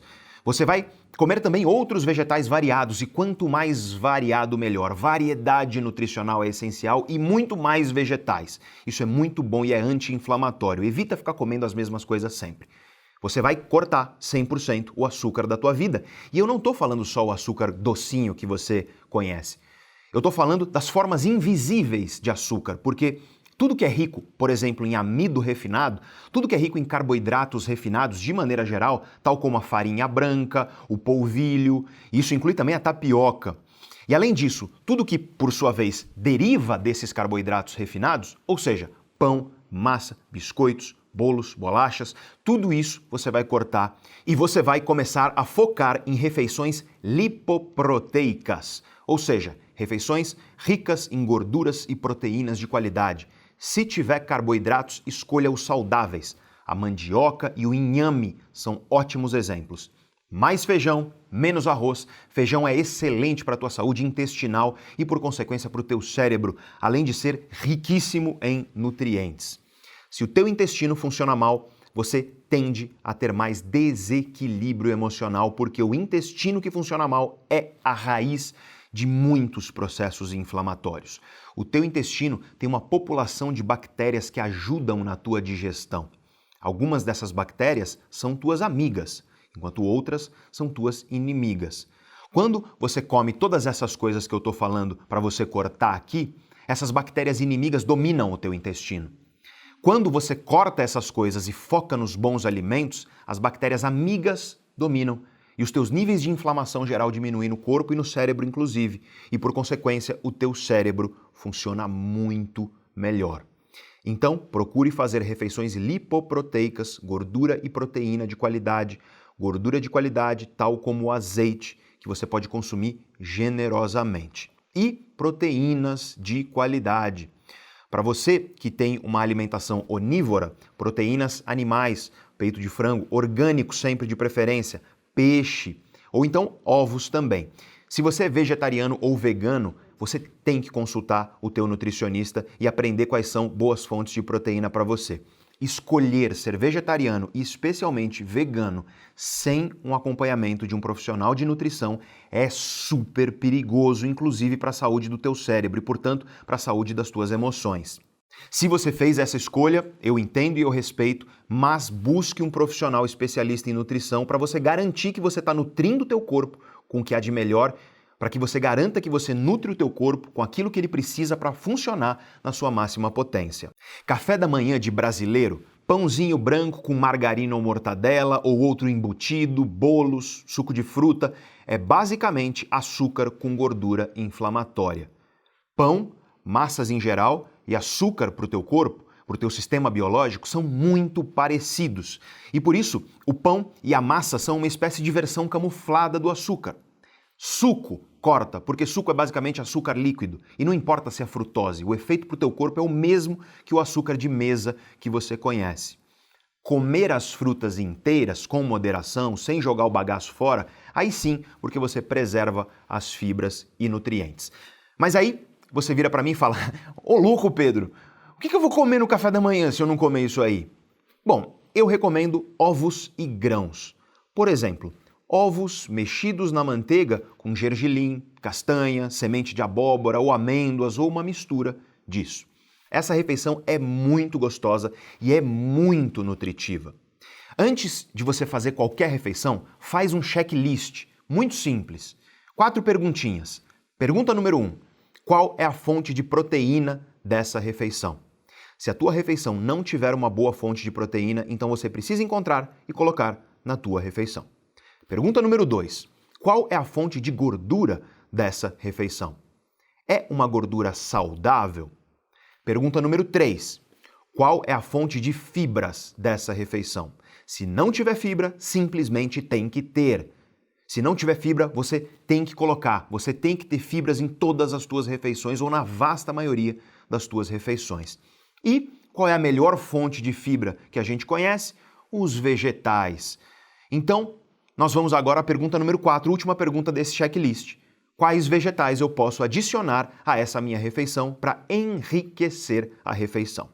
Se você responder essas 4 simples perguntas e adicionar isso em todas as tuas refeições ou na vasta maioria das tuas refeições, tua saúde vai agradecer e o teu cérebro vai agradecer e as tuas emoções vão agradecer. Enfim, cuida da tua alimentação, do teu sono, de praticar exercícios físicos regularmente. Busca também contato com a natureza sempre que possível. Isso é ótimo para a tua saúde emocional. Se você é um introvertido neurótico como eu, você tem que fazer um certo esforço para encontrar as pessoas que você ama. Esse é um outro aspecto importante porque muitas vezes você gosta de ficar lá no casulo e encontrar pessoas de vez em quando faz bem para a nossa saúde emocional. Eu não estou falando ir para uma festa ou para um lugar cheio de gente desconhecida ou algo do tipo. Pode ser um jantar, pode ser algo mais intimista, com menos estímulos para o teu cérebro. Enfim, esse é o beabá. Isso é o que deveria ter sido ensinado no ensino fundamental para todo mundo. Isso é o que todo mundo precisa saber, mas infelizmente não sabe. Porque isso vale não só para combater os aspectos prejudiciais do neuroticismo. Isso vale para todos os traços de personalidade. Se você é consciencioso demais e por isso você vive uma ansiedade muito forte, isso tudo que eu falei vai te ajudar também. Tudo funciona melhor quando você cuida direitinho desse beabá. No meu curso online, no meu programa de mentoria, para as pessoas que se inscrevem no primeiro dia, eu ofereço um curso extra sobre estilo de vida. E nesse curso eu mergulho fundo justamente nisso. Quais são os melhores alimentos? Quais são os melhores suplementos? Quais são as práticas mais recomendadas para você ter um cérebro que funciona em sua plena potência? da melhor maneira que o teu cérebro pode funcionar. E eu, inclusive, compartilho com os alunos o que eu faço na minha vida pessoal, os alimentos que eu escolho, por exemplo, os suplementos que eu utilizo e que eu recomendo que as pessoas também utilizem, é claro. Especialmente aquelas que têm uma personalidade parecida com a minha, mas em geral, para todas as pessoas, todos os tipos de personalidade. Porque eu, originalmente, sou um introvertido neurótico despreocupado. É isso mesmo.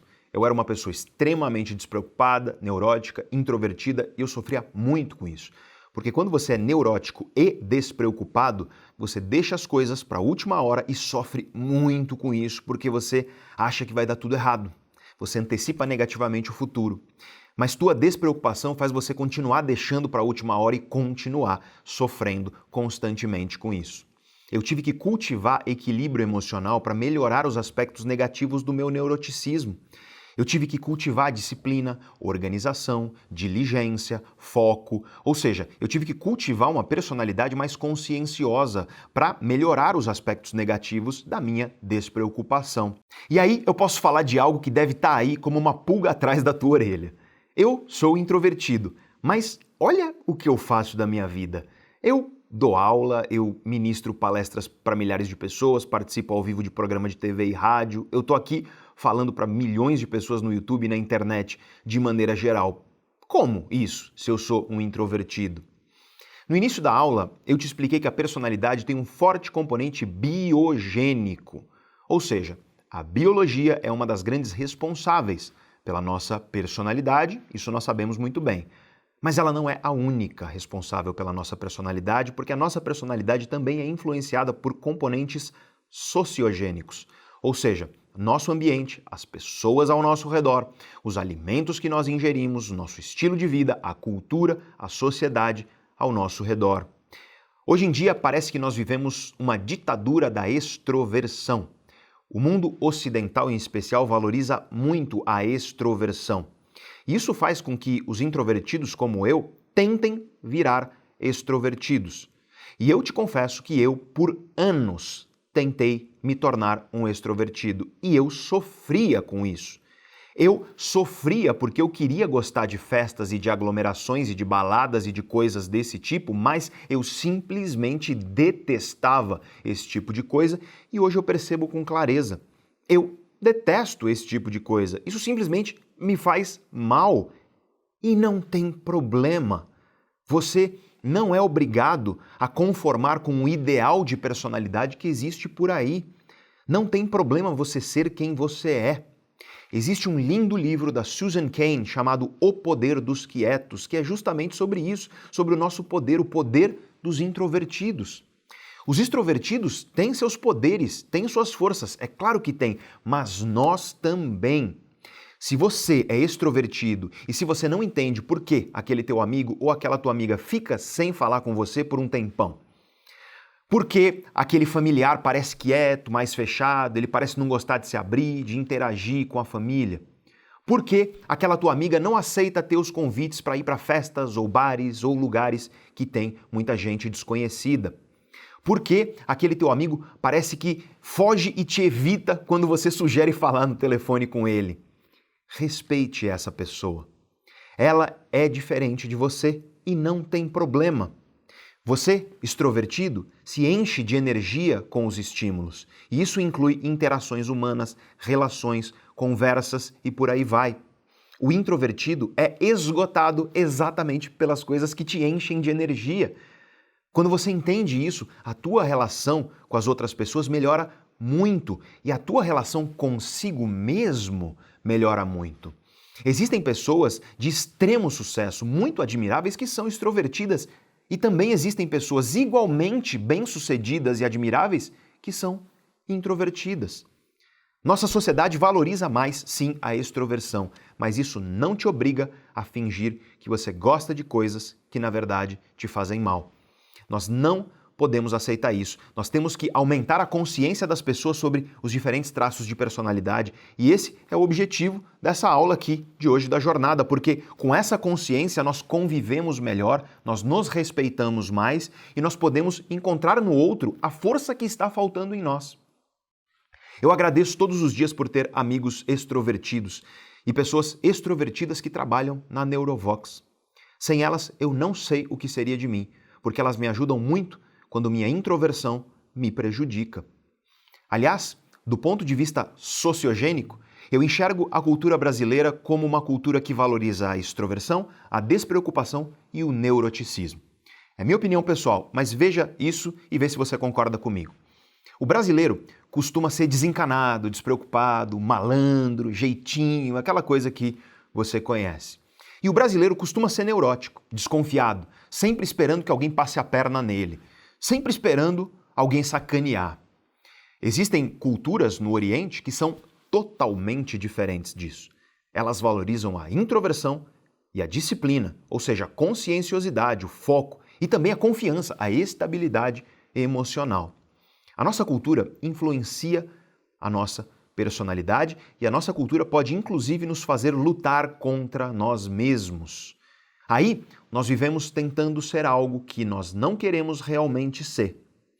Quando eu entendi que eu sou introvertido e quando eu aceitei isso e quando eu expliquei aos meus amigos, o que isso significa, foi como se um peso tivesse sido tirado dos meus ombros. Você que tem uma predominância de instabilidade emocional, que é emocionalmente reativo, que tende a olhar mais para os problemas, que vive esperando ameaças, que é uma pessoa mais naturalmente negativa, agora você já sabe. Provavelmente você tem uma personalidade que pende para o neuroticismo. E agora você consegue dar um nome a isso. E, em primeiro lugar, aceitar que isso é parte de você hoje. E em seguida, entender que você pode, sim, adotar algumas práticas para melhorar isso. Se você é impulsivo por causa da tua extroversão, isso vale para você também. Conhecer nossa personalidade é saber respeitar mais e melhor os nossos próprios limites, mas é também saber desafiar os nossos limites do jeito certo para que a gente mude o que precisa ser mudado. E aí eu preciso introduzir mais um componente que influencia a nossa personalidade, o componente chamado de idiogênico pela ciência. Esse é o componente idiosincrático, individual, o componente que é só teu. Os teus projetos, as tuas aspirações, os teus desejos para a vida, os teus verdadeiros desejos e não aquilo que foi imposto a você por pressões sociais. É claro que a sociedade e a cultura sempre irão nos influenciar, mas ninguém pode te obrigar a cultivar uma personalidade que não é aderente com quem você é como ser humano e com quem você quer ser como ser humano. Mas você pode sim ter projetos pessoais que diferem do caminho típico da tua personalidade. Veja o meu caso, porque eu sou o perfeito exemplo disso. Sim, originalmente eu sou um introvertido, neurótico e despreocupado, mas eu não aceito ser reduzido a uns traços de personalidade. Porque eu sou o Pedro, filho da Dona Bene, do Furtado, irmão do Bruno. O Pedro que, mesmo sendo muito introvertido, escolheu como profissão ser professor. O Pedro que escolheu estar aqui, falando para dezenas de milhares de pessoas na jornada, às vezes milhões de pessoas na internet. O Pedro que, mesmo introvertido, trabalhou em programa ao vivo na maior emissora de televisão do Brasil. O Pedro que adora seus alunos, adora seus seguidores na internet, que adora quando alguém reconhece ele na rua e elogia o seu trabalho. Eu adoro, mas eu sou introvertido. Então, às vezes, eu me sinto um pouquinho incomodado, porque conhecer pessoas novas é um estímulo bastante intenso para o meu cérebro. Mas eu, introvertido que sou, ministro palestras para centenas, às vezes milhares de pessoas na plateia. E eu lá, em cima do palco. E eu tiro foto com as pessoas depois da palestra, e eu converso com elas, porque eu gosto muito dessas pessoas. E eu valorizo muito essas pessoas na minha vida. Mas, porque eu sou introvertido, quando eu chego no hotel ou em casa, depois de uma palestra ou um evento desse, eu estou completamente esgotado. Aí eu preciso ficar um tempão sozinho para me recarregar um pouco. E tudo bem. Já teve época em que namorada, família e amigos não entendiam isso em mim. Mas como hoje eu sou honesto em relação a isso, como hoje eu aceito e sou honesto em relação a esse ser humano que eu sou, as pessoas já entendem e convivem relativamente bem com isso. É por isso que eu sumo um pouco da internet às vezes, para ficar recarregando as minhas energias lá no meu canto introvertido que eu sou, porque eu sei que o que eu faço exige que eu adote alguns comportamentos que são comportamentos, sim, de pessoas extrovertidas. Subir num palco, por exemplo, falar para as pessoas. Pessoas extrovertidas se energizam fazendo isso. Elas se enchem de energia. Mas comigo isso é o contrário. Depois de eu fazer isso, eu literalmente necessito ficar sozinho para ficar bem. E esse é um ponto muito importante. Esse mesmo Pedro, que é introvertido, é uma pessoa pública, um professor. Ele também é o menino que, quando era jovem, sofreu muito porque queria ser extrovertido. Eu sofri querendo gostar de coisas que simplesmente não me faziam bem, tentando ser alguém que, na verdade, eu não sou e nem quero ser. Entender a sua personalidade te ajuda a respeitar mais a si mesmo. Quando você precisar fazer algo que não condiz com a tua personalidade, você vai saber o que você está fazendo. E isso te permite saber o que você tem que fazer para não se sentir mal com isso ou se recuperar disso. E você pode sim mudar a tua personalidade, ao contrário do que muita gente diz. Nós podemos mudar os nossos traços de personalidade. Eu era extremamente introvertido e hoje eu ainda sou introvertido. Mas eu cultivei uma assertividade maior. A assertividade é um aspecto da extroversão. Então eu tenho certos aspectos mais extrovertidos hoje em mim. Eu era extremamente neurótico. Hoje eu sou uma pessoa muito, mas muito mais equilibrada emocionalmente. Hoje eu acordo feliz, eu passo meu dia bem, olhando para as oportunidades, eu foco muito menos nos problemas, eu foco muito menos nas ameaças que eu enxergo na minha vida. Às vezes, o meu neuroticismo, ele dá as caras, eu tenho que confessar, mas é bem de vez em quando e eu já aprendi a colocar ele de volta no lugar dele e recuperar a minha estabilidade. Não é fácil, porque eu preciso me esforçar, eu preciso trabalhar, eu preciso viver um estilo de vida que nutra minha estabilidade emocional. E eu digo que não é fácil, porque para uma pessoa que já nasceu com a personalidade emocionalmente estável, ou seja, não neurótica, essa pessoa é naturalmente mais estável. Ela naturalmente vive mais emocionalmente equilibrada. E eu não sou assim. Eu preciso trabalhar e me esforçar um pouco para encontrar essa estabilidade. No começo é difícil, eu te garanto, dá bastante trabalho, mas depois de um tempo você aprende e a coisa flui mais tranquilamente. Mas eu não posso deixar a bola cair, senão a negatividade vem e me abocanha de volta. É injusto que algumas pessoas tenham nascido mais emocionalmente estáveis e eu não. É injusto, talvez. Mas, apesar disso, não adianta nada você gritar com o céu porque ele é azul. Essas foram as cartas que a vida me deu. E eu vou fazer tudo o que eu puder para jogar o melhor jogo possível com elas nesse breve tempo que eu tenho aqui nesse planeta. Eu já fui uma pessoa extremamente despreocupada e olha, eu sofria com isso. Eu tive que cultivar a minha conscienciosidade e hoje eu sou uma pessoa bastante focada, diligente. Eu faço o que tem que ser feito, eu corro atrás da bola, como a gente diz. Esse foi um dos aspectos da minha personalidade que eu mais mudei. Às vezes, você chega na minha casa e encontra uma bagunça lá, que é um vestígio da minha despreocupação. Mas hoje eu cultivei uma conscienciosidade que não nasceu naturalmente comigo, mas que é tão minha quanto qualquer outra, porque fui eu que cultivei através da minha luta. Você pode mudar a tua personalidade, você pode ser diferente do que você é. Tua essência pode ser diferente dessa que você tem aí. Mas para isso, você precisa entender a tua individualidade. Quem é você? Qual é a tua personalidade? Eu sou eu. Eu sou o projeto de vida que eu construí para mim. Você é você. Você é o projeto de vida que você construiu para você. E lembra aquele parágrafo que eu falei para você escrever na nossa primeira aula? Então eu gostaria que você pegasse o parágrafo Quem sou eu? Olha para esse parágrafo e agora escreve ele de novo com isso que você aprendeu aqui na aula de hoje, com esses traços de personalidade que você já consegue identificar na tua vida. E não só isso, projeta também para o outro parágrafo qual pessoa eu quero ser, quem eu quero me tornar, e projeta quais mudanças de personalidade você deseja para o teu futuro. Isso vai enriquecer o teu projeto de vida. E esse é o nosso objetivo aqui na jornada, que você tenha um projeto de vida cada vez mais rico graças ao conhecimento que você tem sobre você mesmo. E olha, depois dessa longa aula de hoje, você já entende mais sobre personalidade do que a maioria das pessoas. Mas, é claro, tem muito mais coisa para aprender.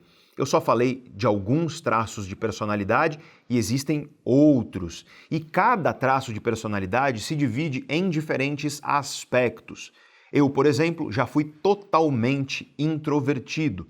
E hoje eu sou um introvertido no aspecto chamado entusiasmo pela ciência, mas eu sou parcialmente extrovertido no aspecto chamado assertividade, como eu acabei de te explicar. No meu curso online, no meu projeto de mentoria, no meu programa de mentoria, eu ofereço um módulo inteiro sobre personalidade para os alunos. E como eu já te disse, a primeira coisa que os alunos fazem é utilizar um instrumento científico. Eles preenchem um questionário cientificamente validado, para mapear os traços de personalidade para cada aspecto específico e cada traço. E depois nós temos uma aula inteira para cada traço, onde eu mergulho nisso, onde eu explico todas as facetas desse traço, como elas se manifestam na tua vida, como os diferentes traços interagem entre si. Nós vimos hoje que certas combinações de traços de personalidade produzem perfis emocionais diferentes. O extrovertido despreocupado, por exemplo, que sofre com a impulsividade, ou então o introvertido consciencioso que sofre com o perfeccionismo. Existem muitas possíveis combinações de diferentes traços de personalidade e aspectos de personalidade. Algumas são ótimas para você, para a tua carreira, para a tua felicidade, e outras, como a minha, não são tão legais. Seja qual for o caso, entender a tua personalidade te permite construir um projeto de vida mais consistente e mais sólido. Outra coisa que eu abordo no meu curso, no módulo sobre personalidade, é a compatibilidade entre pessoas de personalidade diferente, porque essa é uma questão fundamental. Na aula de hoje eu te expliquei o caso do meu amigo e do sócio dele, de como eles estavam em conflito por conta das personalidades diferentes de ambos. Às vezes, você está se dando mal, ou então criando conflito com um colega de trabalho, ou com teu chefe, ou com uma pessoa que você lidera. Enfim, muitas vezes isso ocorre porque a pessoa tem uma personalidade que é um tanto incompatível com a sua. Isso acontece, aliás, muito nas relações amorosas, românticas. Existem certas combinações de traços de personalidade que são bastante problemáticas numa relação amorosa. Por exemplo, se você é uma pessoa com alto grau de neuroticismo e você namora uma pessoa extrovertida e estável emocionalmente, o teu neuroticismo pode te deixar inseguro, sempre esperando ameaças a essa tua relação.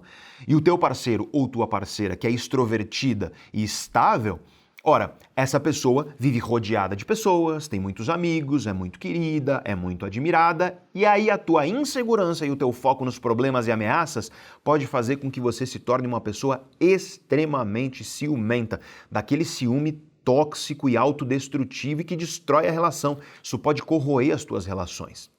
Outro exemplo é se você é uma pessoa muito extrovertida e você se relaciona com uma pessoa muito introvertida. Você, extrovertido, quer sair, ver gente, ir para festas, ir para lugares animados. Você quer estimular teu cérebro para você ficar bem, recarregado. E toda vez que teu parceiro ou tua parceira vai junto com você, isso esgota, isso drena a energia dele ou dela. Então, em primeiro lugar, respeita se tua parceira introvertida quer ficar um tempo sozinha depois desse tipo de evento. E aprende também que o introvertido recarrega as energias ficando quieto, no canto dele, sem muitos estímulos. Ou seja, o introvertido prefere ficar em casa, vendo Netflix. Ou seja, ele prefere isso 1000 vezes a ir a uma festa onde tem um monte de gente desconhecida, mas você que é introvertido também tem que aprender a respeitar o teu parceiro ou tua parceira que é extrovertido, porque se você se incomodar dele ir às festas sem você, por exemplo, a coisa não dá muito certo. Não fica triste se o teu parceiro ou tua parceira for para um lugar agitado, por exemplo, e ele não te levar, ele não for com você. Porque ele está indo recarregar as energias dele. E com as energias recarregadas, ele vai gostar de assistir Netflix junto com você, de vez em quando. Não adianta você forçar as preferências da tua personalidade sobre as outras pessoas. E esse é um tema que eu abordo profundamente no meu curso online, no meu programa de mentoria. As compatibilidades e as incompatibilidades de personalidade, tanto profissionalmente quanto nas relações pessoais, sejam elas românticas ou não. E eu sei que não é fácil. Eu mesmo demorei anos para o meu amigo Rafael, um extrovertido de carteirinha, entender que eu odeio falar no telefone, mas que isso não significa que eu não gosto dele. Mas dialogando, conversando e especialmente entendendo a tua personalidade e a personalidade das pessoas ao teu redor, tudo na tua vida vai se tornar mais leve, mais respeitoso e inclusive mais eficiente, porque você para de insistir em coisas que simplesmente não vão funcionar para você, como querer levar tua namorada introvertida para uma micareta, por exemplo. Enfim, no meu curso online, meu projeto de mentoria, nós temos um módulo inteiro dedicado à ciência da personalidade e depois desse módulo os alunos saem simplesmente mudados, porque eu ensino os meus alunos a entender a personalidade dele, mas também e especialmente a identificar os traços dominantes na personalidade das outras pessoas. E isso te ajuda em literalmente todos os aspectos da tua vida. E esse é só um dos vários módulos do meu curso, do meu programa de mentoria. Mas mais para frente na jornada eu falo mais disso. Aqui, a lição que eu quero que fique para você hoje é que você é você. Você é o teu projeto de vida. Aliás, eu repito, pega aquela folha onde você escreveu quem sou eu e releia. Não deixa de fazer isso. E agora eu te convido a reescrever. Reescreve esse parágrafo agora com que você entende um pouco melhor a tua personalidade, com tudo isso que você aprendeu aqui. É muito gostoso, muito legal quando nós descobrimos um pouco mais sobre nós mesmos, sobre quem nós somos, porque isso traz clareza, isso traz respeito, isso traz autoconfiança. Você é teu projeto de vida. Mas não esqueça do que nós falamos na aula passada e também nessa. A verdadeira mudança, a transformação consistente e duradoura é fruto de um projeto de vida e não de pequenos projetos pontuais e superficiais. Então, eu te pergunto, qual é o teu projeto de vida? Qual é o futuro que você quer para a tua personalidade? Qual é o teu perfil emocional, de acordo com tudo que eu falei aqui na aula de hoje? O que você quer mudar no teu perfil emocional e, portanto, na tua personalidade? Se você tiver clareza dessas questões, você já deu um passo firme, muito grande, na tua jornada de transformação. Aliás, eu quero saber o que você achou da aula de hoje. Não esquece de me contar nos comentários que ficam aí embaixo. Me conta o que você descobriu a respeito da tua personalidade que você não sabia. Me conta o que ficou mais claro. Me conta como você vai tirar proveito disso tudo que a gente aprendeu aqui. É uma delícia ler os comentários de vocês, que estão sendo, em geral, muito positivos aqui sobre a jornada. Então, por favor, não deixe de comentar. Outra coisa, se você gostou dessa aula, compartilha com as pessoas. Se algo que eu disse aqui na aula de hoje faz sentido para alguém que você conhece, não deixa de compartilhar a aula com essa pessoa, porque compartilhar conhecimento é um gesto de carinho, de atenção e de cuidado. Eu deixei um botão aí embaixo para você compartilhar no WhatsApp com quem você quiser. Este vídeo aqui foi baseado em muitas referências de livros e artigos científicos, é claro. Você vai encontrar o documento com todos os livros, artigos científicos, recomendações de leitura que embasam a jornada no nosso grupo do Telegram depois que a jornada acabar. Para entrar gratuitamente no nosso grupo do Telegram, basta instalar o aplicativo Telegram no teu celular, um aplicativo gratuito, 100%. Tem para todos os celulares. Você vai lá, instala, abre, configura o Telegram, depois você volta aqui, ainda no celular, e aí aqui nessa página, aí embaixo tem um botão azul. Clica nele depois de estar com o Telegram instalado e configurado e você entra no grupo. Esse é um grupo onde, além desse documento com as referências de leitura da jornada, você encontra muitos conteúdos exclusivos, conteúdos que você só encontra lá no Telegram, como, por exemplo, dicas minhas de filmes, séries, livros e muitas outras coisas. Tem muita coisa pela frente ainda aqui na jornada do autoconhecimento.